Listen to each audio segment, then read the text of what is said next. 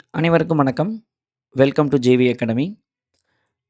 நம்ம யுஜிடிஆர்பி ப்ரிப்பரேஷனில் நம்ம மேஜர் நம்ம எடுத்திருக்க சப்ஜெக்ட் இங்கிலீஷ். ஸோ இதுக்கு மொத்தம் எத்தனை யூனிட் கொடுத்துருக்குறாங்க? 10 யூனிட் கொடுத்துருக்குறாங்க. இந்த 10 யூனிட்டை பொறுத்தளவு நம்ம எப்படி வந்து ப்ரிப்பேர் பண்ணணும் அப்படின்னு சொல்லிட்டு ஜஸ்ட் ஒரு கிளான்ஸ் பார்க்கலாம். ஸோ இது பார்த்தோம்னா போயம். ஒரு போயம்னு எடுத்துக்கிட்டோம்னா நம்ம எப்படி ப்ரிப்பேர் பண்ணியிருக்கிறோம் அப்படின்னா, அந்த ஒவ்வொரு போயம் முடிச்சதுக்கப்புறம் poem written in published year, published collection, written in any particular place, rhyme scheme and meter, form of the poem, அது இல்லாமல் speaker or characters, theme, symbols, objects, emotions, other information.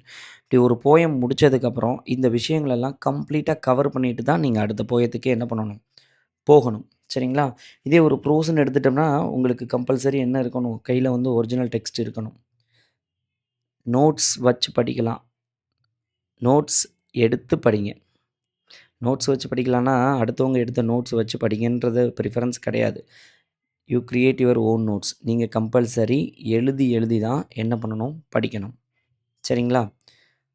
புரியுதா நான் சொல்கிறது? புரியுதில்ல உங்களுக்கு? நோட்ஸ் வச்சு படிக்காதீங்க.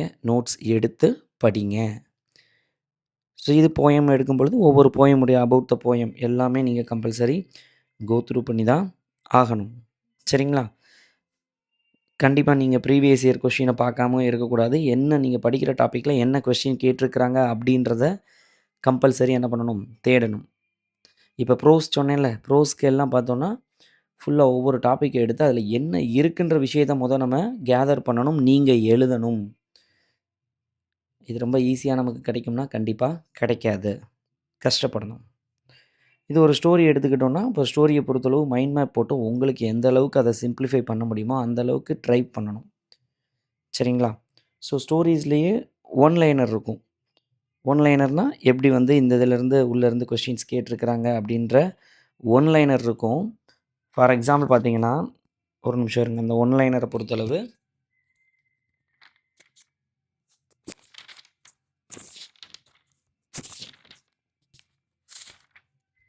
ஒவ்வொரு ஸ்டோரியிலையும் ஸ்டோரியை தவிர்த்து அந்த புக்குக்குள்ளே என்னெல்லாம் ஒன் லைனர் இருக்குது, இதெல்லாம் எப்படி சார் கண்டுபிடிக்கணும்னா கம்பல்சரி ஸ்டோரி புக்ஸை கம்ப்ளீட்டாக படிக்கணும். படித்தா தான் உங்களுக்கு அந்த ஒன் லைனர்லாம் எடுக்க முடியும். இது பார்த்தாலே தெரியும் history of English literature. History of English லிட்ரேச்சரை பொறுத்தளவு வரி வரியாக நீங்கள் கோ த்ரூ பண்ணாமல் வரவே கூடாது. இதெல்லாம் கஷ்டமா சார்? கஷ்டமாக தான் சார் இருக்கும் அப்படின்லாம் நினைக்காதீங்க. இந்த உலகத்தில் கஷ்டம்னு நினச்சா எல்லாமே கஷ்டம்தான். பெட்லேருந்து எந்திரிக்கிறது கஷ்டம்னு நினச்சா நம்ம பேசாமல் தூங்கிட்டே இருக்க வேண்டியதான். நம்ம வந்து தூங்கிட்டு இருக்கிற நேரத்திலும் இந்த உலகம் முழித்து கொண்டு தான் இருக்கும் என்பதை மட்டும் ஒருபொழுதும் மறந்து விடாதீர்கள். லிட்டரரி கிரிட்டிசிசம் எடுத்தோம்னா ப்ரீவியஸ் இயர் கொஷினை பார்த்தீங்கன்னா ஆன்சர் எங்கே இருக்குது, எப்படி கேட்டிருக்கிறாங்கன்ற விஷயத்தை தேடாமல் என்ன பண்ணக்கூடாது, இருக்கக்கூடாது. எல்லாம் ஓரளவுக்கு சொல்லியாச்சு. இதே மாதிரி தான் ஷேக்ஸ்பியர் லாங்குவேஜ் அண்ட் லிங்குவிஸ்டிக்ஸும். இப்போ எல்லாம் ஓரளவுக்கு உங்களுக்கு தெரிஞ்சதுக்கப்புறம் நிறையா ஒரு டவுட் வந்து ஒரு கிளாரிஃபிகேஷன். சார் எப்படி சார் படிக்கிறது? 10 யூனிட் கொடுத்துருக்குறாங்க, எப்படி படிக்கிறது? அப்படின்னு சொல்லும் பொழுது இப்போ நான் என்னுடைய ஸ்ட்ரீமில் நான் எப்படி வந்து எடுத்துக்கிருவேன் அப்படின்னா ஃபஸ்ட்டு போயம், ப்ரோஸ் அந்த மாதிரி தான் எடுத்துக்கிருவேன். ஒரு எக்ஸாம்பிள் சொல்கிறேன். ஒரு ஃபங்க்ஷனுக்கு நீங்கள் வந்து ஒரு ஃபீஸ்ட் விருந்துக்கு போயிருக்கிறீங்க. ஸோ விருந்து அப்படின்னாலே ஃபஸ்ட்டு என்ன வைப்பாங்க, ஸ்வீட் தானே வைப்பாங்க. So what ever it is எல்லா வெரைட்டியும் வச்சுட்டாங்க. ஹூ யார் வந்து இந்த இடத்துல டிசைட் பண்ணணும் ஃபஸ்ட்டு என்ன சாப்பிடணும்னு? அவங்க ஃபஸ்ட்டு ஸ்வீட் வச்சாங்க அப்படின்றதுக்காக ஸ்வீட் தான் சாப்பிடணுமா? First unit history of English literature கொடுத்துருக்குறாங்க அப்படின்றதுக்காக ஹிஸ்ட்ரி ஆஃப் இங்கிலீஷ் லிட்ரேச்சர் தான் படிக்கணுமா? இல்லை. உங்களுக்கு என்ன பிடிக்குமோ, உங்களுக்கு எது ஈஸியாக இருக்குமோ, உங்களுக்கு எது கன்வீனியண்ட்டாக இருக்குமோ அதை படிங்க. போயம் எல்லாம் நம்ம கம்ப்ளீட் பண்ணிட்டோம்னா சிங்கிள் சிட்டிங்கில் கம்ப்ளீட் பண்ணிடலாம். ப்ரோஸ் கம்ப்ளீட் பண்ணிடலாம். அதே மாதிரி ஸ்டோரிஸ், ட்ராமா கம்ப்ளீட் பண்ணிடலாம். அதுக்கப்புறம் 4 யூனிட்டாக இருக்கிறத தனியாகவே ஹேண்டில் பண்ணிக்கோங்க. வாட் எவர் இட் இஸ் நீங்கள் தான் படிக்க போகிறீங்க. எல்லாம் படித்து முடித்ததுக்கு பிறகு யூனிட் வைஸ் ரிவிஷன் பண்ணுங்கள். இது எனக்கு தெரிஞ்ச ஒரு method. There is no law to study literature. இப்படி தான் படிக்கணுன்றது சட்டம் இல்லை. ஒரு மற்ற பாடத்தை படிக்கிறோன்னு வைங்களே, ஒரு மேக்ஸ் படிக்கிறோம் அப்படின்னா அதிலேருந்து ஒரு சொல்யூஷன் நமக்கு கிடைக்கும். ஆனால் literature is not dealing with that solution. It gives us feeling, it gives us emotion, it gives us thought. அது லிட்ரேச்சர் படித்தவங்களுக்கு தானே தெரியும். கண்டிப்பாக வந்து நான் சொல்கிறது புரியும். என்னப்பா அப்படி லிட்ரேச்சர் ஸ்டூடெண்ட் அப்படின்னு சொல்லும் பொழுதுனா, இப்போ நமக்கெல்லாம் எப்படி இருக்கும்? ஒரு சண்டை படம் பார்த்தா 4 பேரை அடிக்கணுன்றது மாதிரி இருக்கும்ல. அதை போல் ஒரு போயம் படித்தோம்னா எவ்வளோ அழகாக எழுதியிருக்கிறாரு அப்படின்ற ஒரு தாட் கிடைக்கும். இதே ஒரு கணக்கை படிச்சுட்டு ஒரு அறிவியல் படிச்சுட்டு என்னம்மா சொல்லியிருக்கிறாங்க அப்படின்னு யாரும் சொல்லியிருக்கிறோமா? இல்லை. அந்த ஏஸ்தட்டிக் சென்ஸ் கொடுக்கக்கூடியது தான் லிட்ரேச்சர். ஸோ சிலபஸ் நான் இப்படி தான் படிக்கணும், அப்படி தான் படிக்கணும், இதைத்தான் படிக்கணும், அதை தான் ஃபஸ்ட்டு படிக்கணுன்றது கிடையாது. இந்த மெத்தடு என்னுடைய மெத்தட். சரிங்களா? இப்படி போனால் முடியுமா சார்? முடியாதா சார்?